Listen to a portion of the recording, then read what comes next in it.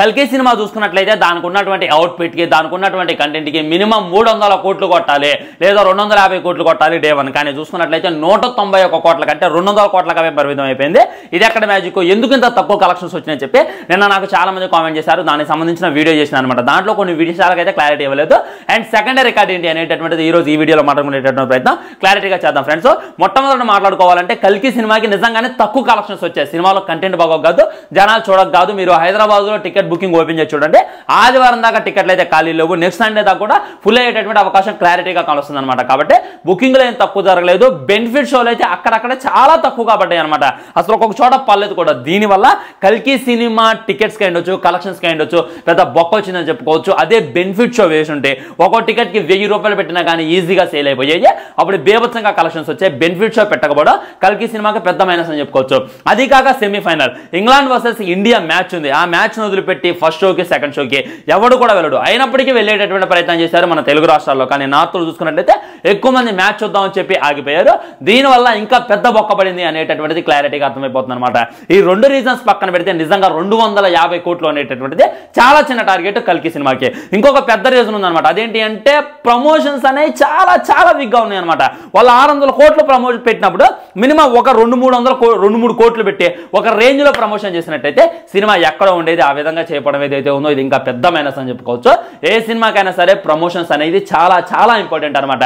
మీరు చూడండి, సినిమాకు పెట్టింది 600 కోట్ల బడ్జెట్, ఆ 600 కోట్లతో ఆగిపోయింది. కానీ RRR మూవీకి చూసుకున్నట్లయితే 550 కోట్లు పెట్టారు. సినిమాకు పెట్టింది 500 కోట్లు, మిగిలిన 50 కోట్లు పెట్టింది ప్రమోషన్స్ కోసం. సో దానివల్ల సినిమా 1200 కోట్లు వసూలు చేసింది. ఈ సినిమాకు కూడా ఒక 10 కోట్లు 50 కోట్లు మనకి కాదని చెప్పి వాళ్ళు స్ట్రిక్ట్ ప్రమోషన్ చేసినట్టయితే ఈజీగా అయిపోతుంది అనమాట. దానికి నాగశ్విన్ గారు సమాధానం చెప్పిండు, మీకు ప్రమోషన్స్ అవసరమేమో, నాకు కట్అవుట్ చాలు అని చెప్పి క్లారిటీగా అర్థమైపోతుంది. సో ఈ 3 రీజన్స్ వల్ల కల్కి సినిమాకి చాలా తక్కువ కలెక్షన్స్ వచ్చాయి. ఫైనల్లీ సినిమాకి సెకండ్ డే ఎంత వచ్చాయని చెప్పి చాలా మంది కింద కామెంట్ చేస్తున్నారు. ఒకసారి ఈ మీమ్ చూడండి. ఈ 50% బుకింగ్ అయితే ఆగిపోయింది, 50% డౌన్ అయిపోయింది. మొన్నటిదాకా జరిగినటువంటి బుకింగ్స్ ఇప్పుడు జరగట్లేదు. సినిమా మీద నెగిటివిటీ ప్రచారం అయిందని చెప్పి చాలా మంది మీమర్స్ డబ్బు తీసుకొని ప్రచారం చేస్తున్నారు అనమాట. ఇంకొంతమంది రివ్యూవర్స్, ఉదాహరణకి మాట్లాడుకోవాలంటే పూల చొక్క, తను రివ్యూ గురించి నేను ఎప్పుడు వంకబెట్టలేదు భయ్యా, ఇప్పుడు క్లారిటీగా మాట్లాడుతున్నా వినండి. ఆదిపుర్ సినిమాకి తను 3 టమాటోస్ అంటే 3 పాయింట్ రేటింగ్ ఇవ్వడం జరిగింది. కానీ ఈ కల్కి సినిమాకి 2.5 ఇవ్వడం జరిగింది అనమాట.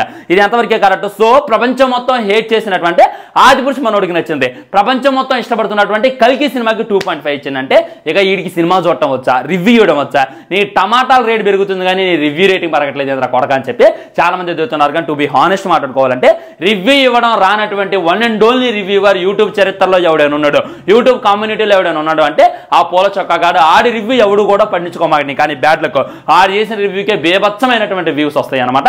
అలానే మనం వేరే వేరే సినిమాలప్పుడు కూడా చూసామన్నమాట.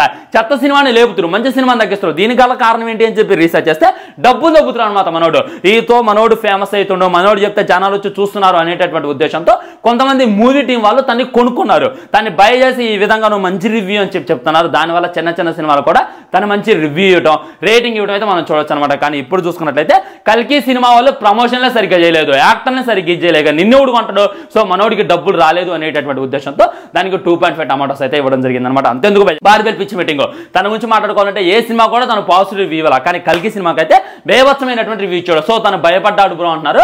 భయపడ్డా ఏం పడ్డా కానీ సినిమాలతో కంటెంట్ ఉందన్నమాట. దీనివల్ల అక్కడక్కడ నెగిటివ్ రివ్యూస్ వల్ల మనోని మనం తొక్కోవడం వల్ల అండ్ నార్త్ లో కొద్దిగా నెగిటివిటీ ప్రచారం చేయడం వల్ల కాన్ల హవా వల్ల అయితే సినిమాకి అయితే కొద్దిగా కలెక్షన్స్ తగ్గాయి. సో డే 2 వచ్చేసి 150 కోట్లు ఈజీగా ఉంటుందని చెప్పి నేనైతే అంచనా వేస్తున్నా. వాళ్ళైతే నేను ఈ వీడియో చేసే టైంకి పోస్టర్ రిలీజ్ చేసిన తర్వాత ఇంకా డెప్త్ మాట్లాడుకునేటటువంటి ప్రయత్నం తప్పకుండా చేద్దాం ఫ్రెండ్స్.